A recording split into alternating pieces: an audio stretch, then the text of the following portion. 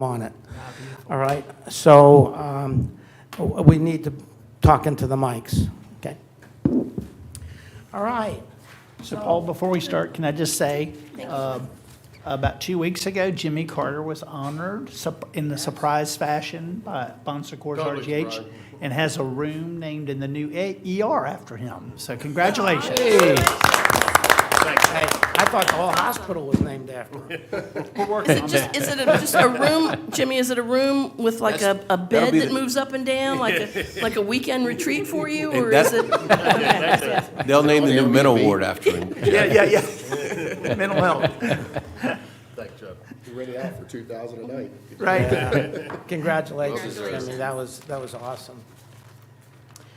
All right, so last month, we had Chad Thomas with us.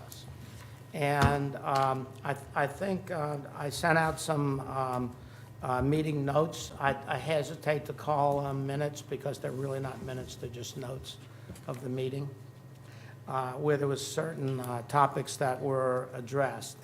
And then I think at the end of the meeting, Bill also wanted to add a couple of agenda topics for today. So what I would like for us to consider is this. We need to get the plan documented. We're actually working components of the plan as we're building it. But it's coming to the Board of Supervisors in an ad hoc manner and not in a cohesive manner. So like a lot of the things we're doing with recreation, that's happening. I understand we got Ryan Homes in the community now, and they may be a great partner for that Good Luck Road property. But it would be great to have the plan documented, approved, and so then we can be actually working the plan instead of bringing things ad hoc to the supervisors. And I was been talking to Don about the possibility of hiring someone that I can work with and engage all of the folks in their strategic committees and sort of oversee the work with Don. And I'm estimating, if I was going to do it myself, somewhere between 100 and 200 hours to get it documented and working with the different folks. And I think like with the EDA, I think that would be a great benefit because there's a lot of things that we want to talk about handing off to the EDA in a more meaningful manner.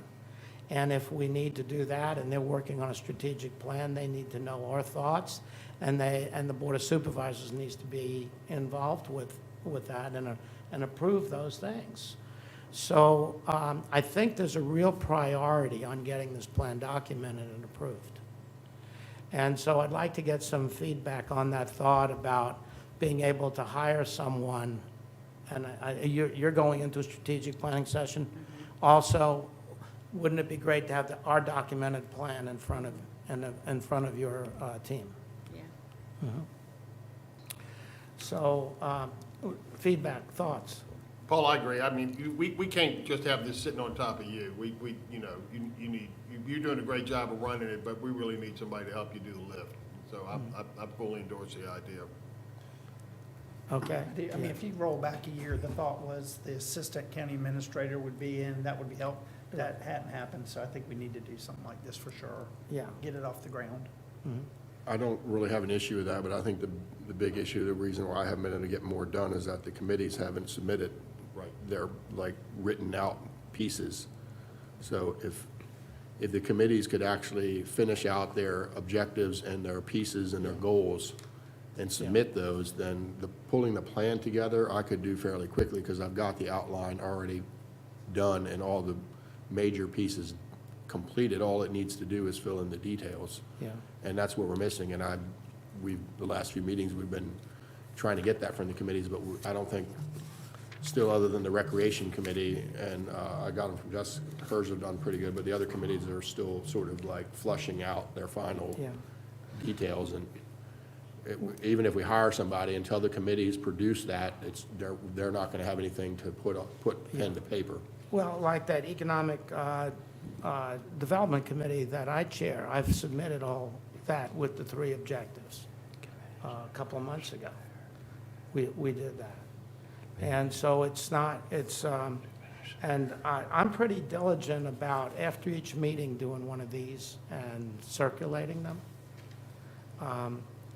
I know sort of the housing has been a work in progress and education has, but my thought was, is actually if we were able to hire someone, or maybe it's you, Jason, that does it, that you and I would go around together to the different individuals that are committee chairs, get all the hash through the primary objectives, start documenting them, give that work product back to them, since they're all very busy individuals with full-time jobs, and then come back and just refine it from that area. So it would be not more than just sitting there and writing, but actually interviewing and then gathering data and maybe even some financial data that we can help along by putting that financial part together too. So to me, it's a little bit more than just sitting back and waiting for someone to submit one of these and give it to you. Well, you just cleared up a question I had, because when you first started talking, I didn't hear the clear definition of what this person was gonna be doing. Yeah. So you cleared that up a little bit. So it's actually a temporary position. Yeah, I'm thinking 100 to 200 hours max. Yeah.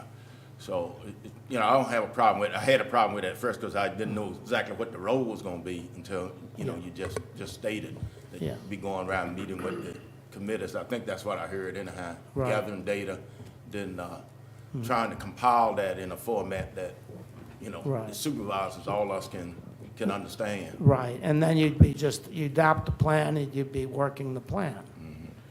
And it's a lot easier, especially when you have folks coming up here on meeting days and questioning what you're doing. You've got a documented plan now. We that you're undoubtedly working need from. a good, solid working draft, final, like not a final draft, but a near final draft that's getting ready to be presented to the Board of Supervisors basically yesterday. Yes, we do.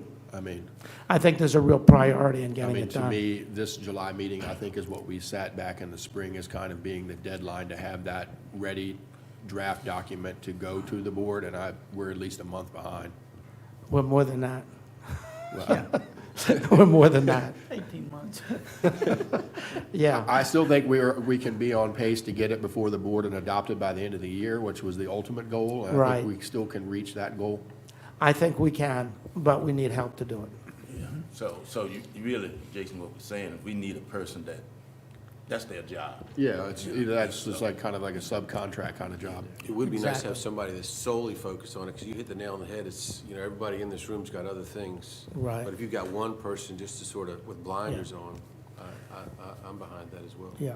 Yeah, And- What and- kind of credentials are we looking for in this person? That's going to be, I would think it might be a hard position to fill unless it was sort of ancillary. We could have someone from college that's doing community studies or something as just a support. Actually, I have a person in mind. Now, I don't know if she'd be interested in doing it or not, but it's Joni Carter, because I think she has all the credentials to do it. She's got background, economic development background. She's a consultant as it is. Yeah. I don't know if she would do it, I haven't approached her, but I think it's one person in this community that has the background to step in, work with me, and get it done. Good. I worked with her for years with Visions, and she was, when she was the executive director of Visions, and I was board member and chair, and I know that can get the data to us. She can put it into a format that we're going to love, following Jason's lead and how we've began presenting it, and any additional research, demographic data that we need, she has at her fingertips to get on. Be a great candidate, yeah. Yeah, and so my idea would be to go to her first, if you guys were in favor of that. So Paul, are you looking for the Board of Supervisors effectively to authorize X amount of dollars for a short-term contract for 1099? Yeah, yeah, how Contractor. would you want to approach that, Don? We've already got a line item in the Planning and Land Use Department budget for contracted services that yeah. part-time help could go under. No, I don't think I don't need any further approval. Did you have a budget for an assistant county administrator for this year? I do, we still have that budgeted, but I don't want to touch that because that's still working to get accomplished. But there is this contracted services line item in the Planning and Land Use Department budget that I can use for that. Okay. Yeah, and so, do we have a consensus as a think it's a great direction? idea. She'd be Absolutely, fantastic yeah. for that. Great idea, so the way we're gonna, Yeah, and I would be side by side with that person, giving them the work direction. Because to me, I've got to tell you, I have a very high frustration level right now. you're keeping really calm when you say that. Yeah, I do.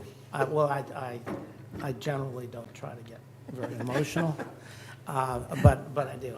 We really, I feel that it's dragged on quite a bit longer than it should have. We should have had a really dynamic document in front of the supervisors already. And I'm also feeling like part of it's my fault, because I'm the chair. And so I definitely want to get behind this and like Jason said, have a product that's wrapped up, drafts in front of the supervisors so that it can be fully approved and documented by the end of the year. Paul, I'd say to that, a couple things. I would not beat yourself up. The issue that you're addressing with this is the same core issue we've been talking about for 2 years, is just horsepower to see it done between meetings. So, I mean, the solution is the right one to a problem that's been around for 2 years. Yeah. So I totally agree with that. Yeah, Paul, and I echo what Jeff said, don't beat yourself up. I think we all sort of beating ourselves up on this thing. We all feel like we haven't, we're not giving you the support you need either, and so we share the pain with you. But don't beat yourself up. You're doing an amazing job of keeping this thing on track. And, I was thinking, Joni's a great suggestion. She does have the capabilities if we can get her to do it. I'll try to think of some blackmail stuff on her that I know. Little leverage, Yeah, a right? little leverage. Everybody knows she's my sister-in-law, so. Even if we're not to get Joni, even at somebody at that level, you're going to be ushering the process. You Right. don't need someone to take charge of the process. You need someone to transcribe, make it look pretty, be a professional nag. All Right. that stuff is what we really need. Right. So I think. Yeah, but if we get someone like Joni who really already understands the issue, stuff's gonna make it so much easier on Paul. Correct. Right. Yeah. I agree. And that's a hard person to find. But Mm-hmm. I We would really, not, I think getting Joni would be key. yeah, if you can't get somebody at that level, I would not spend tons of time looking for another person at that level. I think another person at a slightly lower level and move forward is more Yeah. important. Mhm. The timeliness is more important, I would say. Yeah, I agree. I agree. Okay. Good. All right, Don, Good you heard the suggestion. group. Meeting over? Yeah, I do. There's several things that came out of last meeting I think are worthy of discussion. I know, Susan, you said that you were going to send out some of the documents. And I did. Yeah. They were sent on June 30th. Yeah. I think that was the And, date. I don't know if you had a chance to read them. But one of the things that I thought was really interesting with Airedale County was this 6 pillars. And I outlined them in my notes that I sent to you. Their first priority, existing business growth and retention. I think several years ago, when we started this committee in 2019, that's what we said too, right? We wanted to look at our core industries, our heritage industries, such as agriculture and our waterfront communities, and how can we help and assist the existing businesses that we have in the county, because they're already here and have got a vested interest. And then the second, he said, was workforce and talent. And this workforce issue is a giant issue with every businessman in this community. And I know Jessica and I tried to work on it, but we have not been successful to this point. You know, we had meetings with contractors, we were trying to get the community college involved, and then the vice president of the community college just went totally dark on us after making inquiries and trying to set some deadlines, and he was going to send out questionnaires to the contractors and never did it. And so we need to get that re-energized, and Jessica's getting ready to go into a strategic planning cycle with the with her board, and she needs, you know, that's got workforce development strategies has got to be one of the important things, components of that plan too. But above and beyond that plan, we need to be able to layer something on top of it. And by means of this, we have a school system now that with dual enrollment credits, the governor's school, the graduating classes are coming out with how many, what percentage with dual enrollment? And About 20%. 20% graduating as they from the community colleges. They're graduating from high school, and I've seen that in action with my former partner, Welby Saunders' daughter went to the governor's school. She goes to the University of Auburn, and they transferred 91 credits. She was going in as a rising senior. and Welby and Robin said, no, you're not. But the great benefit of that was the school still considered her a senior, and the allotment of football tickets is based on your, whether you're a freshman, sophomore, junior. So she got the senior allotment of tickets to football games. That's priorities right there. That's right. Yeah. Got War Eagles. So we know we're very, very successful in that area. We've got I know the school board's been working on the new schools. We've got the new partnership going with the YMCA, and it's got one full year behind that. We now got infant care rolling through the Y now, and that's got a waiting list, so we have accredited infant care. These are all pieces that go together in trying to attract and retain this target age group. But there was something we just finished in the island of Jamaica that I started in 2018 that we really, really need here, and this is where I sort of got the inspiration for it. In Jamaica, there are opulent resorts that dot mainly the north coast and the west end where the grill is and part of the south coast. But there's two Jamaicas. There's a real Jamaica and there's a fake Jamaica. The real Jamaica is the poverty that's in the interior of the country, and even a lot of the poverty of some of the folks that are living right near where the resorts are. So I've been working with a pastor down there since 2017 that had this view. He had a little preschool that he'd started in the center part of the country. It's mountainous with a valley, and that valley is full of sugar cane. And the cane fields, workers work about 9 months out of the year. They make about $200 a month when they're working. And all the cane gets used in rum manufacturing and for a sugar refinery that's there that is just used for local, for the island. It's not exported. And his vision was to raise the roof on this preschool and create a trade school.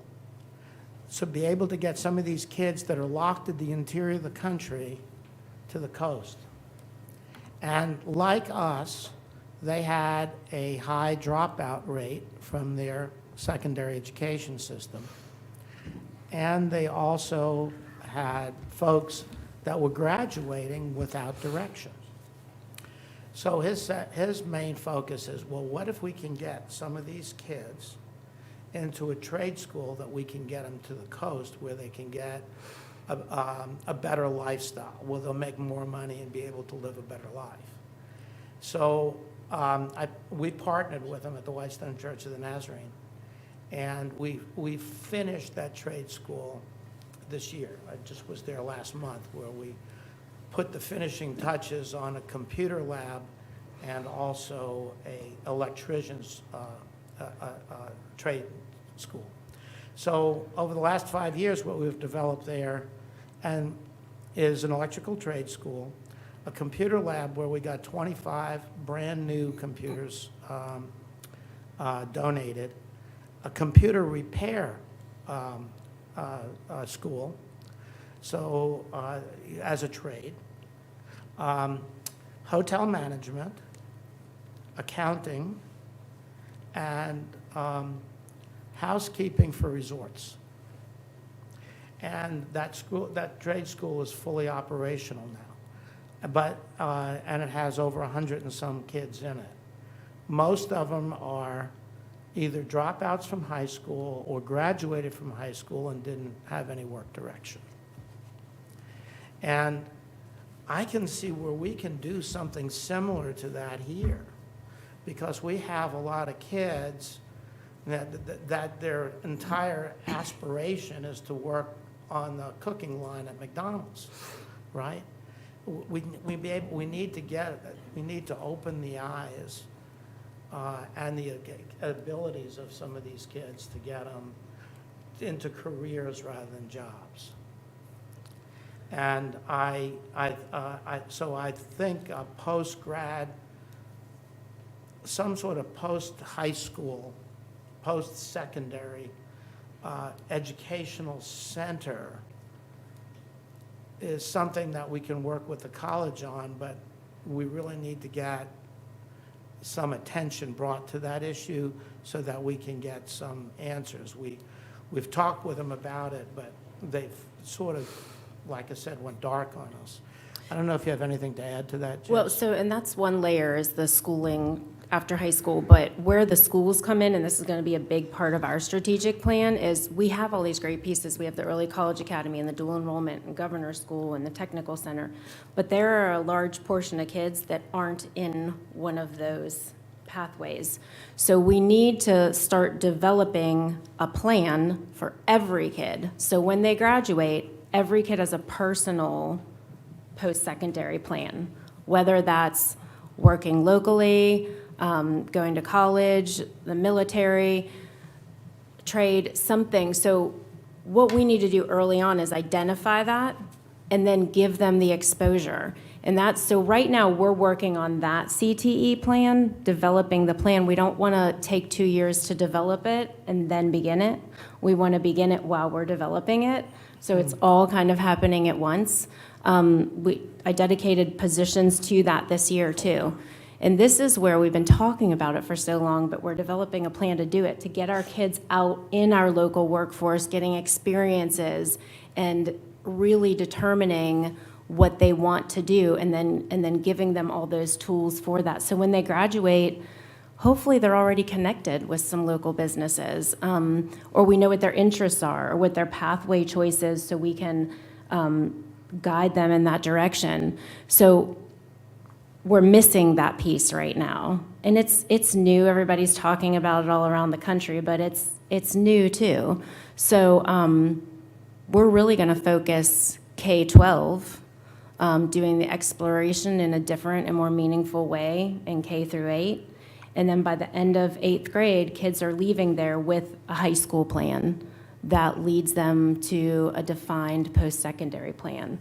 And hopefully through that, we're turning out people who can begin careers here locally. Yeah. But the thing is a lot of our kids just don't know about the opportunities. And when they graduate, it's too late unless they have the opportunity, they meet the right person or somebody, connects them with somebody. So we need to do it in a very meaningful and personal way for all of our kids. And that's on our goals, and it's going to be a big part of our strategic plan too. So we've got all these great things. We've got awesome buildings. We're working on hiring the best people, but they have to have a goal at the end that serves the purpose for the rest of their life. And some of them may need something like that after high school, but if we can help them develop that plan Yeah. and identify it, that's where we're going to focus. Yeah, that 1+1 plan is a really nice step. Absolutely. that- It's that- another piece or pathway. So Jessica, is there like a triage part of that plan for those already in high school who would not have had the benefit of the K through 8 that you can Jeffrey? plug, that you can sort of plug them in immediately, and it's not part of the grander plan, but it's not just, Yeah, cutting them loose well, either. with trying to develop this as we do it, we don't want to miss those kids. So we keep calling it, we need some quick wins for them. It's not going to be at all of the pieces that the kids coming up might get, but we need to try to start getting them onto that path. So yes, Okay. Do you have enough guidance counselors to we, work with the students to do that? well, right now we have 2 for the elementary school, which we had none last year. Wow. We have 1 at the high school that we just hired who is going to be stellar. We still have 1 counseling position open at the high school. But we've put different positions and duties with different staff members to be able to do this and do it the right way. So it's not just another piece, but we're really dedicating staff to doing it and to doing it well. It's tough because a lot of kids don't know at 16 or 18 what they want to do. They don't. Even without a guidance counselor. They don't, but if You we know, can if get I'd them known out at 18, I there. would have been an architect. Well, I know, we all say that. There's so many things that, or Yeah. that match your strengths or weaknesses. And so we need to not just expose them, but do it in a really meaningful way. So they can start to say, I always thought I wanted to do this, but I went out in, 11th grade and this just isn't what I really want to do. So they have that other plan there. So exactly how we're going to do it, we're still working on that plan. But that's what we're working on right now. We're going to do those quick wins this year. If you want to do a little beta project just to test it, we're right down the street. It's in our strategic plan, as I've told you, so we Well- can figure out a way to make it work. Yeah, and we have so many people who are so willing right now. We need a good process so we can do it well and it doesn't flop. We don't just start sending kids out and we flop. We need a process that it is good so we can get the kids out and, it works well, not just kind of a, hey, we did this, but how's it really going to sustain itself? Right. So thank you. We might take you up on it. Yeah, And then there's we a- can test the process. Like, we do it for college interns now, and it's part of a process that statewide, the Virginia bankers have put together. Maybe there's some sublimation of that might be applicable to high school. I Yeah. don't know. But there are models for some structure out there, I think. And I'm Well, sure thank you you. do tons too. Yeah. Thank you. Yeah. So this workforce and talent is so competitive. And so what we have to offer is real important. And if you think about it, like this county outside of Charlotte is so aggressive, that's their number 2 pillar. What do we have to compete against it? And so some of the strategies, like the recreational strategy, Jason, fit in. Yeah, we have to sell what we have best, this lifestyle and recreation, right? And to attract people, attract and retain people to this community that love the rural nature, don't want the city, and want the ability to have great recreation and facilities in the area, the Triway Trail, the access to the water, that kind of thing. And so I think we're really on track with that. Their 3rd pillar was new business development, and I personally think that we're a little ways away. We've got to have that economic development director really to focus on something like that, and we're not ready to do that until we can get this website. You know, there's a lot of preliminary stuff that we need to get our shop in order to be able to go out and do the new business development and what they call the fourth pillar, which was product development. And that product development was basically spec buildings that they would adapt. And I don't think we're near ready for anything like that. And so that's where this key individual comes into place. And I think, Don, that's all been approved in the budget now, so we got to go back to the posting process on that? Probably. Yeah. So when do you foresee that beginning? Well, right now, I'm in the midst of a building inspector interview. I've got recreation coordinator interview coming up, so it's going to probably be 30 to 60 days, probably. Okay. So you're looking at September then? Oh, yeah.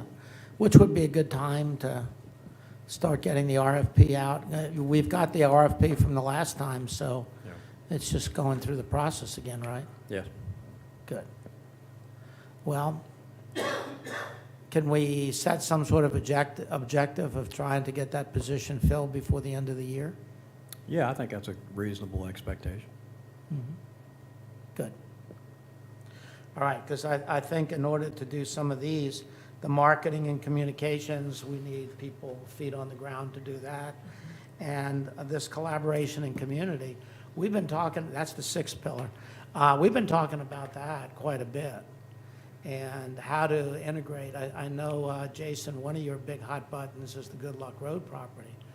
And I can tell you that would be an awesome site for a collaborative effort. And we may have an interest. I don't know. Are you at liberty to talk at all about any of that? Okay. Right. Okay. So I thought it was very interesting what he had to say and actually what we're in a way competing against, because we've got to get ourselves to a level of, I would call it professionalism, that we can be able to attract and retain.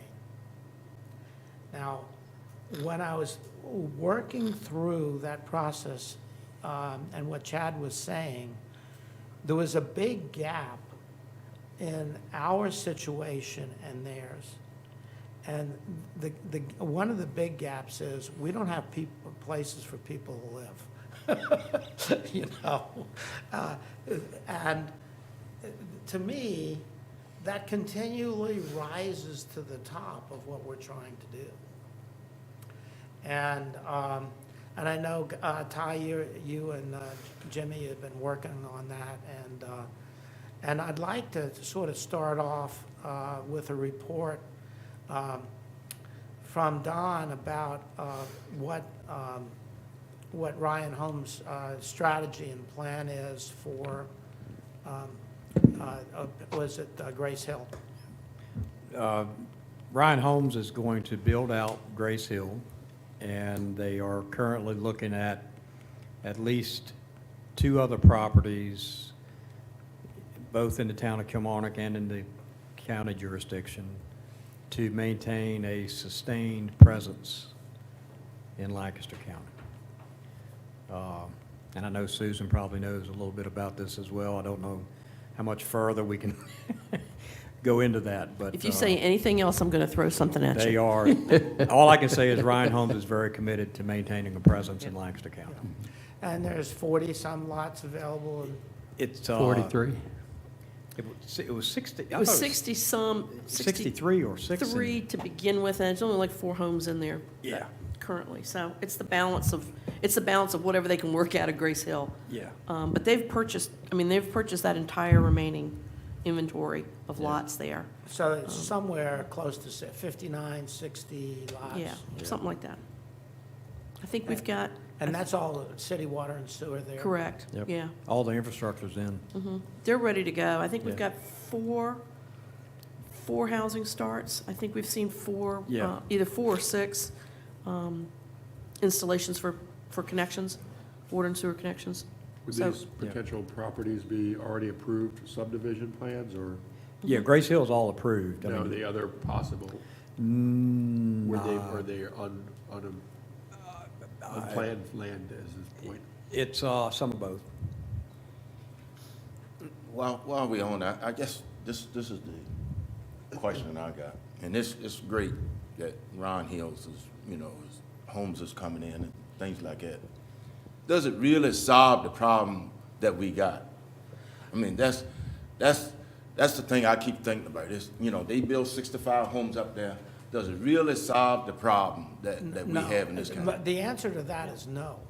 It's a resounding no, because we need mixed use and we need a little lower price point. What is the minimum price point is gonna be probably. 300, 330. 330, yeah, Start.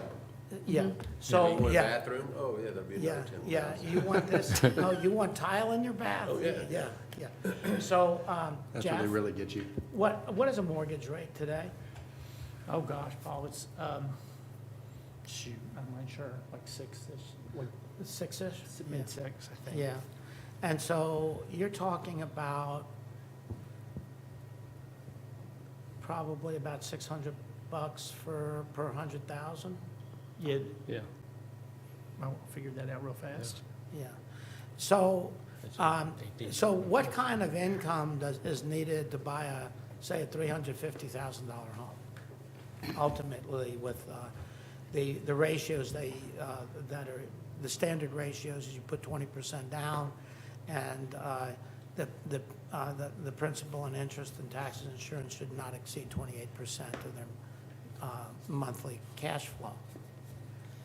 So he's figuring that out now, but I think it's going to take a couple working in order to afford it at an entry job. What's your minimum wage rate this year for a teacher coming in? 40 something? High 40s. High 40s.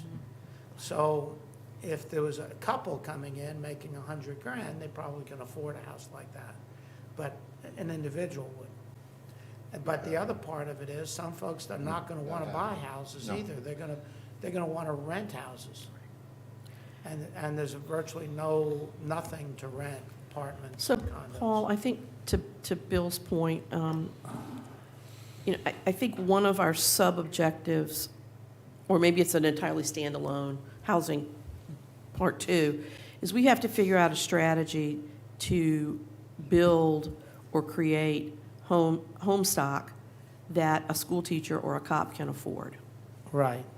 And in my conversations with Ryan, because I talked to them about the price point and who their target market is, their target market is either empty nesters or somebody who can cash out in another locality who is bringing cash to buy a 300-plus home. That is not our workforce. No. So we have housing as a problem, but I think to Bill's point, and we haven't figured it out yet, but I think we think it's public-private partnership in some fashion, because the builders clearly cannot, in the current economy, build a home for a teacher. They cannot, with the marketplace cost for land and cost for building materials. So we may have to have a separate strategy of how do we build a public-private partnership with the express outcome of housing for somebody making under, $50,000 to $75,000 a year. And if we can't figure that out, then they don't have a place to stay. I think that's where Good Luck Road comes in. Yeah, I do too. Because I think, a mixed-use strategy up there works perfect. All we got to find the right partner. And I still go back to Don DeCannon building the water and sewer up there.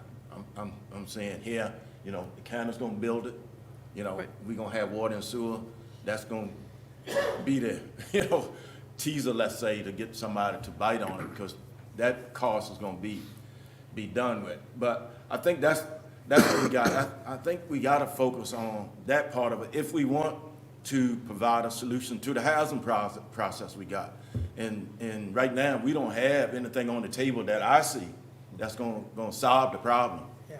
What about also too, looking, we often have time recruiting teachers or public employees because of the lower salaries sometimes, and we're always talking about raising salaries, and that's expensive, but if we start looking at other like programs and alternatives, what about housing home purchase assistance, down payment assistance for public employees and teachers, instead of just being salary. What if a teacher wanted to buy a home, there was a program that they could go through the school system and apply and get $25,000 for down payment assistance or money toward buying their first home and integrated community. The same thing for cops and other public employees. If we're not just always upping their salary, if we're looking for other ways to create a benefit package and look at all these other avenues instead of just salary increases, if we can take away some of these other expenses from them, their lower salary becomes more money because they can spend it on other stuff instead of the necessities.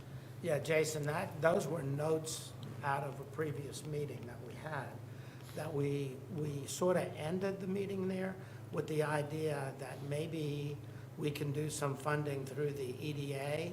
So, we talked about what Lee Self's property, where he's got those, that looks like, right, he's at a dead stop again with that. But they're nice apartments, right? What if we were able to just say teachers and public service employees? We have this grant program where we could use some of the economic development money that we have and fund it to the ETA with a program, a defined, written, documented, approved program, where we can say that his rent is $1,500 a month, but we're willing to buy it down for the first year or 2 years for a teacher or a public service employee of $600 a month to make it under $1,000 or something like that that's affordable for them to pay. And their commitment would be, that commitment to the school system or to the police force or the sheriff's office for that length of time.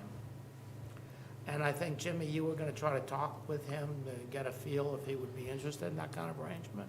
Have you? I haven't, and, Yeah, no. but I think it only makes common sense that anybody would be interested in that. It's a securely situation. I have had conversations, and so has Jimmy, with a potential suitor for the Kilmarnock piece right there across from the post office. He's very interested in not subordinating, but for lack of a better term, reserving a certain percentage of these apartments for A, hospital workers, B, first responders, and C, teachers. He's more than open to that, and also had a conversation with Mr. Beanie, who's also building 14 townhomes on the outskirts of town. He's also interested in at least talking about what he could do to help the county in retaining teachers and those types of things. So they're both very optimistic, and neither of us have had any conversations with Lee Self. But can I go back just a little bit to about? And we reached out to Lee Self and asked him to come to a meeting, and he wasn't interested in attending at this point. Yeah, because he's, I don't know the issue. again, he's had sort of stopped, so I don't know what's going on there. Yeah.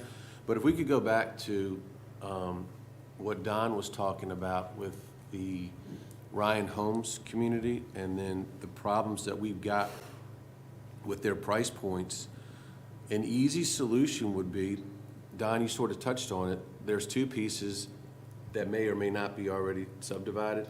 Well, if they want to come in, then a zoning ordinance that would, not say force them, but they would have to be agreeing to build a certain percentage of affordable dwelling units, normally higher density. We can do that as a government organizations, both the county and the town. Hey, if you want this, well, this is what we need. It's an easy answer, and they've done it, and this is by no means new for us. They call them ADUs everywhere else, affordable dwelling units for first responders and teachers. It allows them to live in like the Fairfax County areas where normally they wouldn't be able to afford to. Yeah. So by just looking at zoning, saying, hey, you want to build so many homes? Well, that's fine. We'll need a percentage of affordable units, be it apartments. So higher density housing is what Yes. you're talking about. And we've got the flexibility, certainly the town does with the water and sewer, to do higher density. Even if they want to do, single-family homes, they have ways that they can make single-family homes look like single-family homes, but they're actually duplexes for rent and those types of things. Yeah, when they came and talked to us, we had a fairly lengthy conversation about our affordable housing problem here in the countywide. And they definitely have product that they can adjust. Sure, but if we're not asking them to do it, they want obviously to make money, but, it could be a win-win. If they Yeah, want no, I this- mean, that was the specific conversation that we had, which is, And what's I- it gonna take for you to build workforce level, first responder level housing in anything that you consider in the region? I certainly got the impression that was a conversation they were willing to have. Yeah, but they won't have it unless you make them have it, because they're interested in one thing. Oh, for That's the sure. bottom line. And For I sure. get that, don't get me wrong, but Sure. other municipalities have tackled this problem by simply just requiring them to build a certain percentage. We've got that in our zoning ordinance in the R4 district. You can increase your density 1 dwelling unit per acre if 10% of your homes are built affordably, and there's a range in there, which I can't remember. And you can increase your density 2 dwelling units per acre if 20% of the number of homes are built in that affordable range. So we've got that in our zoning. And I had the same conversation with the Ryan folks that Susan did, talking about the price point. And the bottom line for them is the raw land price. Whatever that raw land price coming in is dictates what their ending price is, because they've got the product that they can build at a lower price point. Well, that's where But that would raw definitely be- land considers infrastructure too. If they have to put in water and sewer at their own Exactly. expense, that's. And that gets yeah. us back to the good luck property. Which is a and- prime spot if they. But I mean, that's a prime spot, I get that, but I mean, Yeah. moving forward for, these communities that, not everything's gonna go into Good Luck Road, but I mean, No, maybe right. we shouldn't be so rigid in saying R1 is this, so if they wanna come in, maybe we'll give them a special, I don't know how you would work that. Yeah, well, I mean, like I said, we've got, and maybe our density numbers are not high enough, but, because it's a base density of 2 dwelling units per acre, and you can increase that up to 4 units per acre if you meet that criteria. But that's under R4, so they would have to rezone to R4. But maybe that 2 and up to 4 is not high enough numbers. Maybe it needs to be, maybe it needs to be double that. I don't know. I mean, but because a lot that's- of our high density currently in Lancaster is not what I call a workforce or affordable housing. They're Yeah. pretty expensive condos. Yeah. Amen. What's the high density in Kilmarnock under your PUD? Is it, I thought it was like 12.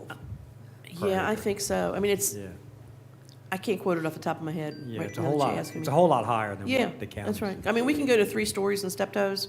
Yeah. So I mean, we've got some vertical space. Yeah, Like so what- we could tweak our zoning ordinance, yeah, but, Just, just sort of, yeah. it's an easy fix, is my point. Okay, so, You need to do it now before. Exactly. yeah, so what we've been Especially when you see- talking, we've been talking around this issue quite a bit. So what, from a tangible standpoint, can we do? Can we start documenting that we want to bring in front of our supervisors or our town council, if that's appropriate? And the other question I have, after addressing the Kilmarnock Town Council recently, Susan, what is your thoughts on how, the relationship between, how they feel the relationship is between the Board of Supervisors and themselves? It seemed to me like they were more adversarial than cooperative. And how can we get past that? Well, I think, You're asking her to opine on her bosses. Yeah, I know, but I mean, because she sees both I'll sides. try I to mean, make it till Friday if I can. Yeah, I'm trying to provide a little cover. But I'm for you, thinking Susan. that working for Paul for 100 hours is looking, sounding pretty good. Right. There you go. You're You know, hired. I may need a side option. I think the conversation, Paul came to council and talked about Lancaster 2035, and basically we redid the pitch that we'd already done twice before, but we needed it to be in front of them, and we had new players, so we needed a review. I think that the conversation was at the 40,000-foot level, and I think some folks wanted to go back to some experiences that were from the past, and at the 5,000-foot level, where maybe there was some yin and yang about who does what for whom kind of thing. And I think that's where some of that, perhaps, as you described it, adversarial piece is. But frankly, I think we have to take the conversation back and drill it pretty hard about what the critical issues are and how that affects all of us. Right. As opposed to what's in it, small potatoes for Kilmarnock. I'll just leave it at that level Yeah. of, but I think getting past whatever is more about just getting everybody on the same page about what is it we need to do. Yeah, well. What, you know, what tangible yeah, things can we do, Yeah. like rezoning, like whatever, that gets the win-win? Yeah, and, or if we wanted to increase the water and sewer outside of the town limits to Good Luck Road, are they going to be adversarial to No, that? they're not going to be adversarial to that. Okay. No, good. they're not going to be adversarial. And so, I just want to come back full circle, because I think it'll answer maybe that question too. You know, if we're talking about what do we need to do, and just as an example, if immediately we could say one of our critical priorities was to have a very tangible strategy for the Good Luck Road property, and our tangible strategy has these components. The county's going to put in water and sewer, the town's going to, you know, we're going to be the supplier and we'll be the collector of wastewater. That'll be our piece. We know we need a builder partner who can commit to this level of density and this level of funding, and we have Y options for our first responder community. I think, to me, that is a very tangible thing that frankly we know how to do. We haven't done it before, but I think we have the skills to do it. It's relatively near term to put together, and it could be a rallying something. I don't mean cry, but a rallying project for not only cooperative work, but for other entities within the community to really understand how critical this is. I get people telling me all the time, well, we don't want Ryan Homes here, and it's not necessarily Ryan. We don't want density. You know, I just got a post off of River Realm this morning, a comment rather, that said, why are you encouraging people to come here? So we still have a lot of not understanding about the critical problem we have in the community. Education. And that's an education piece. But I think something like the Good Luck Road, where we could put together some parameters that Board of Supervisors could say, yeah, we really endorse X, and we know it's going to be public-private partnership, and we're going to go out and we're going to go solicit. Yeah, I think We're going to start to solicit. we can be And pretty, then we got a project, we got a tangible thing, we can all go, yeah, I'm on it, so to speak. I think the board's already kind of endorsed moving forward on an RFP on that project, and I've been kind of working on that to a degree, because I've been trying to flush out the scope. Right. Is what we're kind of missing there. Once we put together a scope, we can issue an RFP and wait for developers to submit plans to us, and then we can review those and pick one. It might even be a step even before going to the developers, though. I'm thinking like a planning grant where you say, we're laying out our vision. Yeah, And we've well- got the vision document, we know who the players are, and then we can go to the developers and say, okay, look, we need you to do this portion of the vision. So- And maybe we're saying the same thing, but, Yes, but Jimmy, you had, we're working on a $10,000 feasibility study grant. Right. And then there was another grant behind that, right? So Ty and I are getting ready to go. Virginia Housing is putting on a seminar, a community impact session on affordable housing that's coming up on, what did I just send it to you? August 22nd. August 22nd. So we'll be going to Richmond to sit in on that meeting. So we'll be able to report back. So we're scheduled to be, we're going up to meet with them. So Jimmy, what is the webinar, I call it that, tomorrow at, I think Bay Agent is doing it, housing. They did one a couple of weeks ago. Well, it's one scheduled for tomorrow at 11, because I got an invite to it. I'm only chair of Bay Agent. I don't know what you're talking about. That's why I'm asking you. Yeah, I'll find out. let me check with his people. Really? Lordy.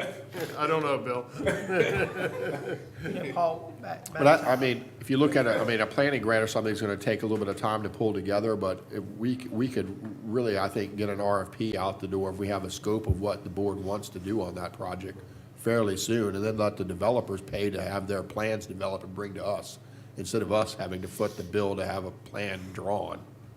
and an idea is drawn. If we can't, a grant would take a while, is all I'm saying. In 6 months, we could issue an RFP and get proposals in here fairly quickly, I think. Yeah, I think the problem, then one of the things that are gonna come up there is that if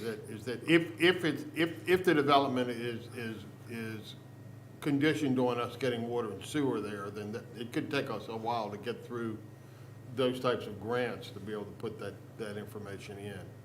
Yeah, if we're gonna have to apply for grants for the Yeah. sewer, run the sewer line, but if we Yeah. just fund that project and figure out what it's gonna cost and then put it into capital and fund it Yeah. as a capital improvement, as part of the site development to incentivize essentially that. Right. Well, a couple of months ago, Don, I had asked to go back and review the information that we had gotten several years when they did the thing for the school. Because we got a starting point on it. We know what it cost back then. I mean, what Timmons had said, was gonna cost, because they did some work on that. And I brought this up a couple of months ago, that some work had been done for us getting water and sewer up there. But Jimmy, getting back to Bay Agent. Right. This is one paragraph. Bay Agent and Eastern Shore Agency on Aging and Community Action have contacted Virginia Department of Housing and committed to conduct a regional needs assessment. Right. And that's happening tomorrow. They got this, I guess, round table discussion or something on the need for housing.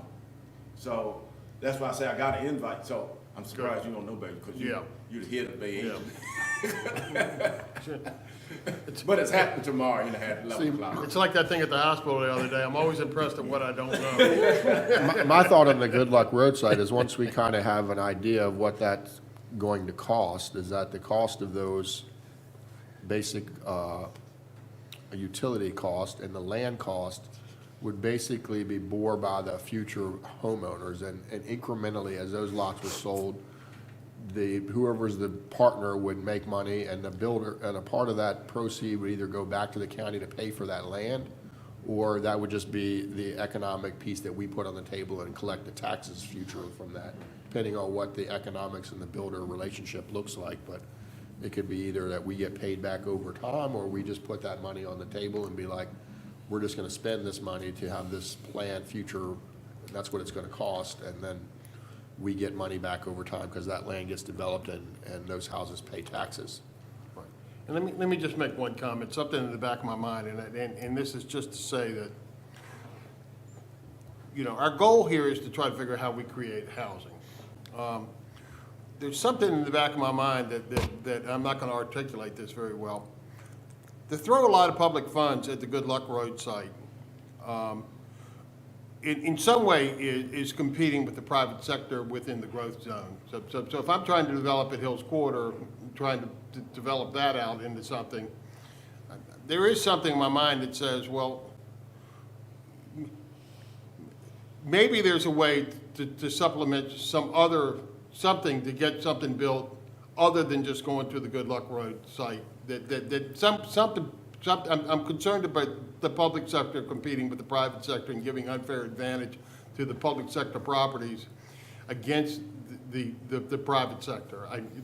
And so there's something in the back of my mind that makes me wonder if there isn't a better solution rather than forcing that issue up there. I think that the Good Luck Road site might be able to go forward without, I think we need to say, how could we develop that piece of property without having to go to the expense of running public sewer up there? Those soils up there, I think, are relatively good. I think we need to, before we get wedded to public sewer, those at that expense, but I think we need to figure out what density could we get on there without public sewer, if that makes sense. Well, Jimmy, Yeah. I brought that up back a couple of months ago, Yeah. running that up there, because I figured that was an incentive for some developer to come in, Right. for a builder to come in. Now, to your point, you're developing Hills Quarters out. Right. You're not developing that for workforce housing. Well, Now, that's I what mean, I'm we saying. just well be upfront, you're not, There's a section of I've got about 100 and some acres that could come off into the hospital road. That could be a different product off of that. Could be. Yeah. Could be. Right. But in your current development, your current plans right now, Right. that's not workforce housing. Right. You might have one or two people scattered in there that's working, but it's really not workforce housing. Right. I would put that in more of line for somebody downsizing, moving in there, somebody selling their waterfront home, moving in there, something like that. So That is true profile. what my focus is, I don't know if it's anybody else's focus, but my focus is workforce housing. Right. Something that these guys that's pulling these lawnmowers up and down the road can afford to buy. And they not buying in Hills Quarters. Right. So and for as the sewer and water, I brought that up a couple months ago because I thought that would be an incentive for a developer or somebody to entice somebody to get interested in it. Right. And, you know, The only problem I have with that is I think creating a higher density development and then not using public sewer, which is quite nearby, would be counter to the comprehensive goal plan, which is long-term, to develop more public sewer Okay.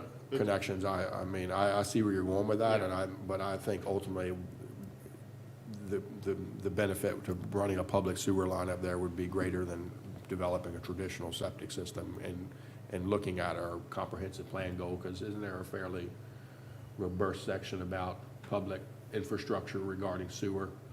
Yeah, well, it talks about how areas adjacent to the primary growth area would be the first to allow the expansion of the public water and sewer there. So it's right there. So, And it would probably behoove Kilmarnock to have additional customers on their system, We're happy to have more customers.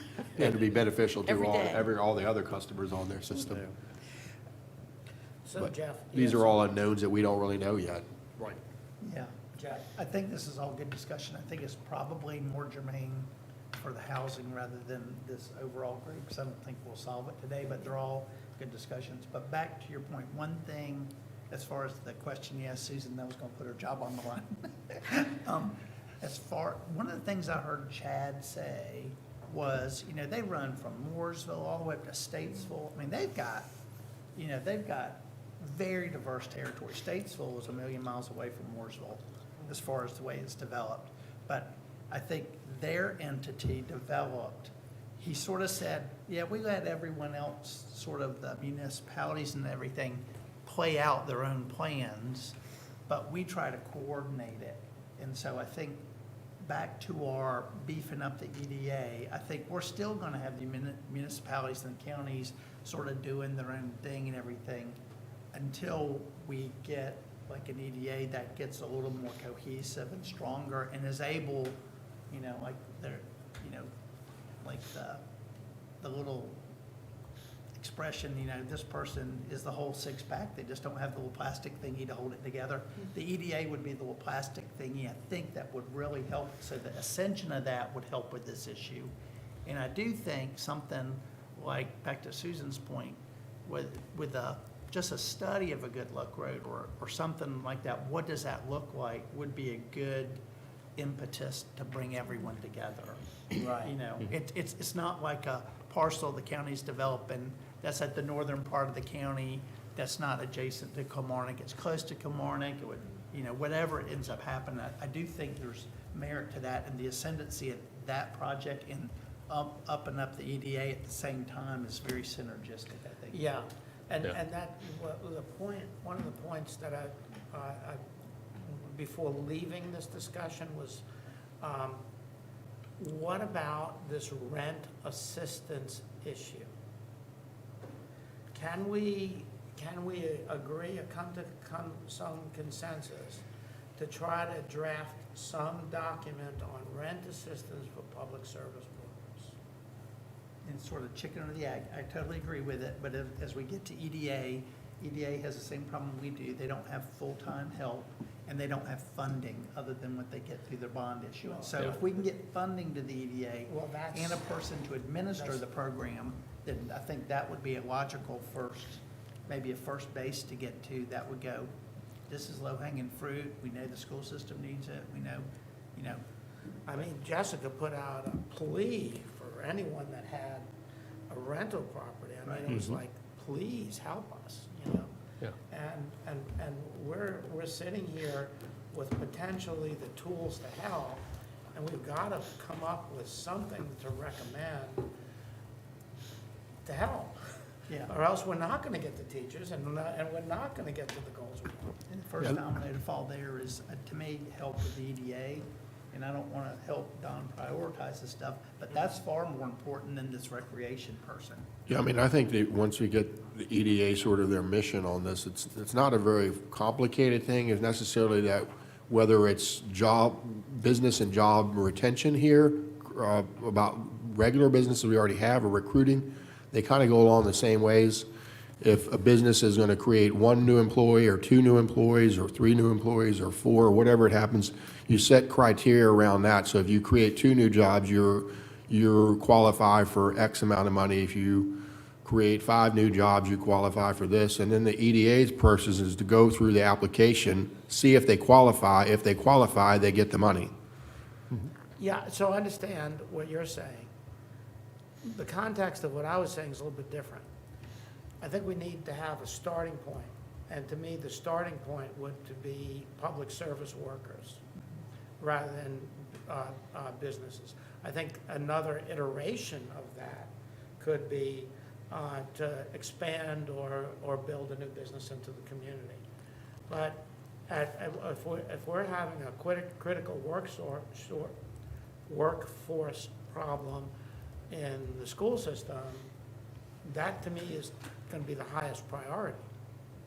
Then why couldn't we just use the EDA to have down payment assistance or Well, rent that's assistance? what I'm saying. Can we get some consensus around it so we can draw something up that we can look at and say, hey, yeah, let's bring this in front of the Board of Supervisors and the EDA? I mean, I should be fairly simple to my think that we just create a plan or a document that says that if you're a teacher or first responder or whatever the categories are, you can apply for down payment assistance or rent assistance following a certain criteria from the EDA. So if you're a new teacher and you are a new firefighter or whoever, if it doesn't have to be new, and you wanted to buy a house in Lancaster where there'd be $20,000, you can go apply to the EDA and get that $20,000 to help pay for closing costs, down payments, or maybe it's more, I don't know. That's just, or less, I don't know what the number is. Jason, what you mentioned last time about CDCs, am I jumping ahead? Because I've got some information on CDCs. Yeah, all right. That tie into what we're talking about. Yeah, it will tie in, but for a moment, because the CDC is going to take a while to develop. Right. And we've got a critical problem now. Yeah. And we have a vehicle that we can help with that problem with. Long-term, CDCs are mainly surrounding workforce housing and housing. I was involved with the creation of one down in Hampton years and years ago.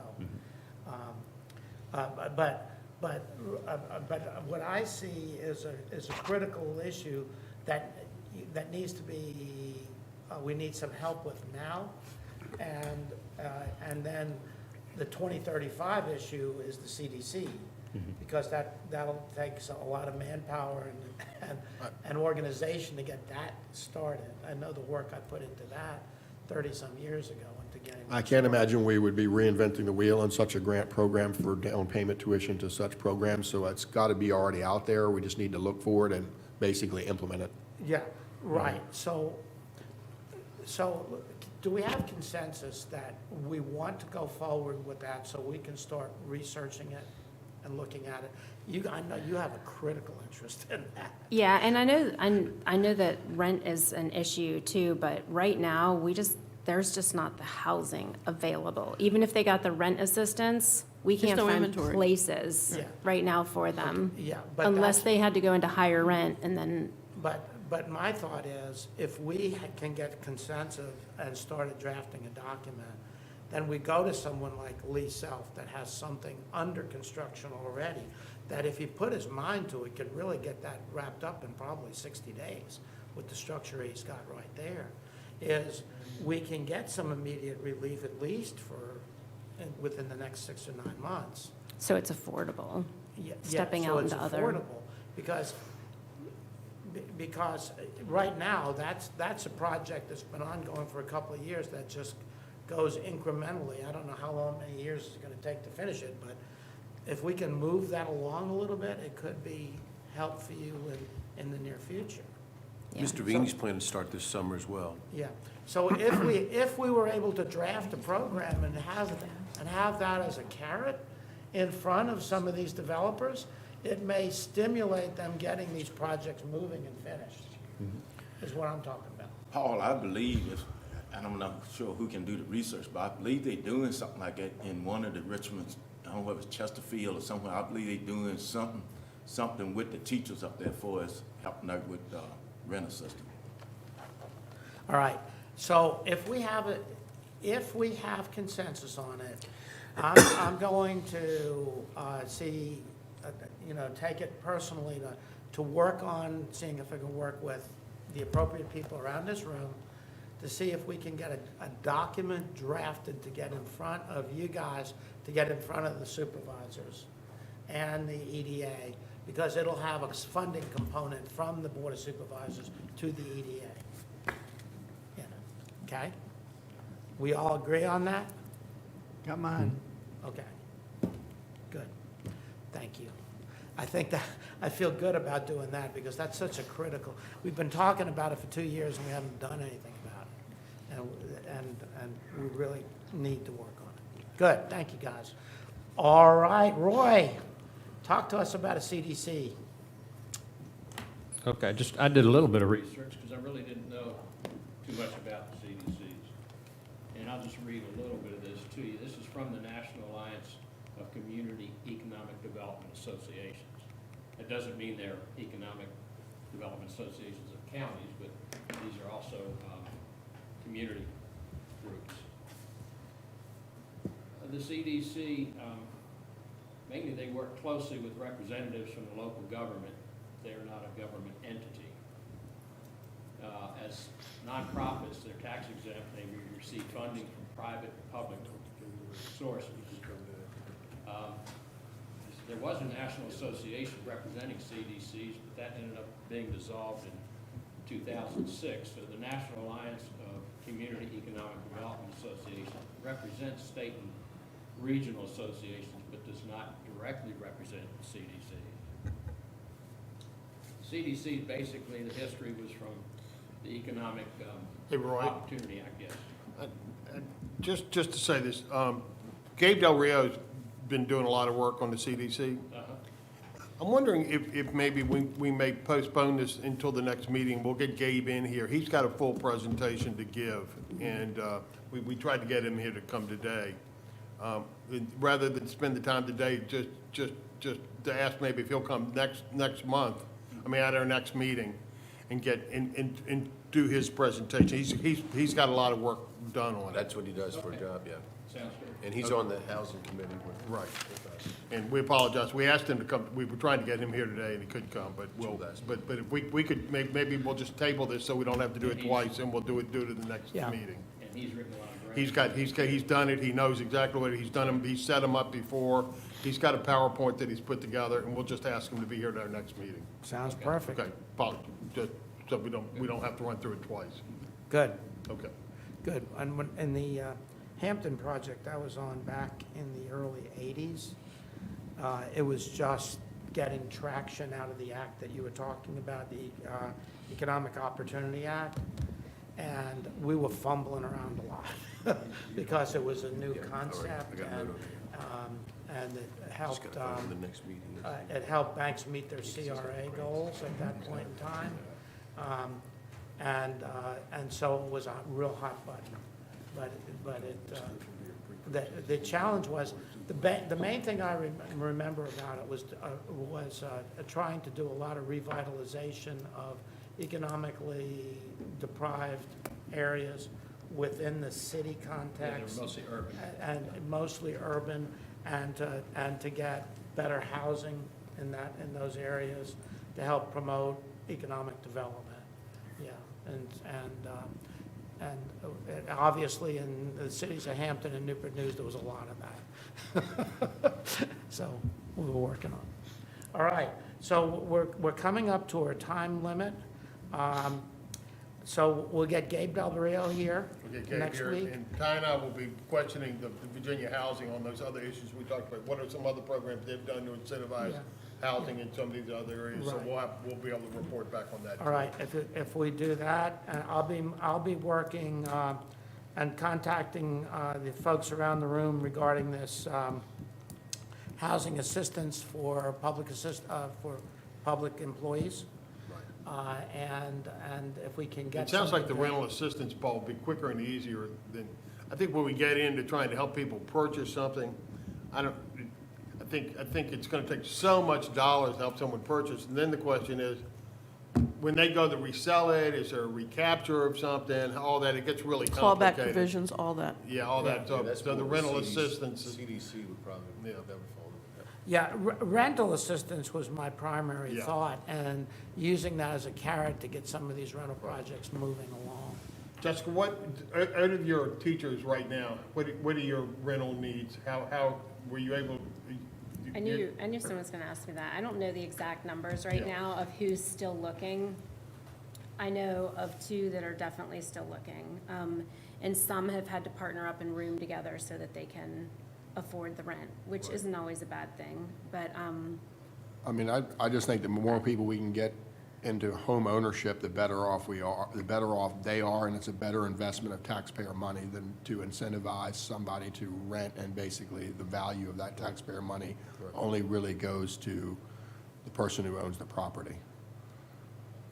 I think, Jason, I think you're right about that. Because you build But- generational but wealth it'll have to individually be through with home some ownership. sort of, Yeah, it's complicated. It is complicated, but yeah, Yeah. to me, it would have to be with some sort of. I'm not black hat, I'm just saying that at the first brush, it'll be much easier to do the rental assistance. Well, let's see what's out there, Jimmy. Yeah. Yeah, we'll talk to I'm Virginia anxious to Housing. research it and see what's Yeah. out there.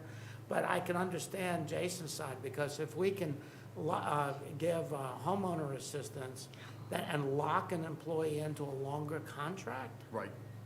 that may be really beneficial. or for maybe it's public. rental assistance for a year, make sure they're a good teacher. Yeah, yeah, Yeah. I mean, I think, Right. my guess is a lot of 22 through 28-year-olds aren't Yeah. in the cohort for home ownership Well, regardless of the and I finance. don't necessarily think you'd not offer to first-year employees. Maybe it's Yeah. something after you've worked in the system for 3 years, you Yeah. can then qualify for, And that could be part for of the down qualifying payment criteria. assistance or continual rental assistance. That's or- a great idea. And I don't necessarily think it's something we always worry about clawing back or getting it back, but I think sometimes in economic development, it's an investment and a hope, and you don't necessarily plan to claw it back from somebody. You just If gotta they get in know a that up front. situation where they can't pay it, they're not, trying to take it back from them is not gonna help them better their situation or get more, people into homes or Yeah, solve but this Jason, problem. It's only gonna make it worse. That's all taxpayer money that everybody else put in the pool.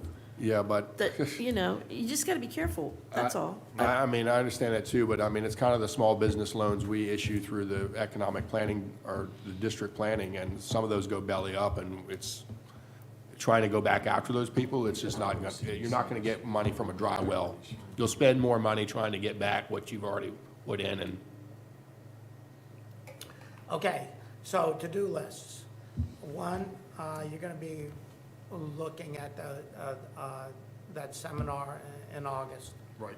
I'm gonna be researching what types of projects are out there right I don't now. want to be the federal government being shut this Public box. It's coming assistance, after you. assistance for State comes public back after employees us. and how they structure them. We're going to also be looking at hiring someone to draft the plan.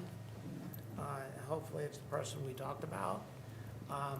So we'll have a fair amount to talk about our next meeting, which will be the second Tuesday in August, which is going to be.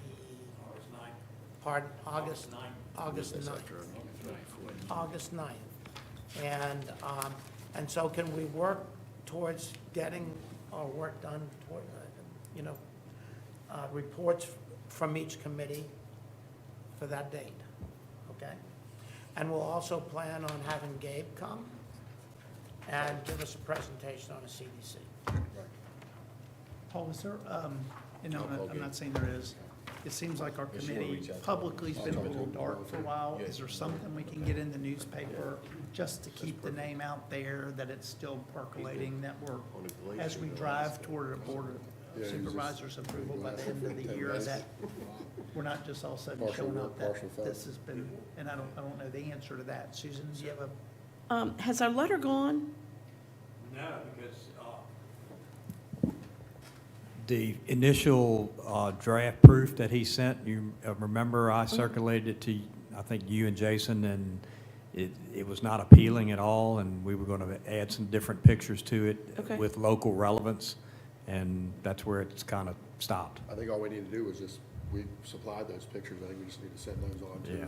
They used generic pictures or something in that proof. Right, yeah. And it was just Yeah, because I not, thought we sent those back, but maybe we didn't. no, I mean, I asked y'all to help me, put some better looking pictures in there, and. Okay. And I think that's where we left it. I think you sent them out prior, but if you, I just resend them unless. Yeah, I'll send them, I'll resend them if, Because those were fine. yeah, because we did some photos, I thought. Nonetheless, to Jeff's point, I think it's a 1-2 punch. If we can get the mass letter Yeah. out with a follow-up of, hey, this is what's happening. I think those two things will go together, so we'll backtrack on the letter Okay, and see what's going, Yeah. get that going. just so the name's out there that there's progress, momentum, there's, all that. Yeah, I think you're right. Yeah. Good. Susan, didn't mean to jeopardize your job today. You handled it very adroitly. One, every day you're at risk, Paul, in the government sector. What can I tell you? Hey, Paul, just one quick update on the trail. So the county authorized a $280,000 for the construction of the trail from the hospital road over to the existing golf course trail. Bay Design is working hard on preparing the RFP. They're gonna have the RFP ready to go the end of July, the end of this month. We'll put it out for bid, and then our hope is by the end of this year to have substantial completion on that connector. So someone in theory could bicycle or walk from the hospital road down to Kilmarnock border to Compass this year. And in that will be the signage and some benches and all that sort of stuff. So it shows what's to come in a very real way. But kudos to the county, and as I keep saying, this is the best Board of Supervisors we've had in 50 years that I've been going to Board of Supervisor And- meetings. Regards to that, is there any future planning with the town or anybody to continue the sidewalk down that way? That was my question. Essentially, Yeah. in my opinion, We're in conversations trying we to should figure out build the what sidewalk to the what the- hospital. Yeah, I don't think that we were talking. That's not on our list just yet. We're- Down Harris?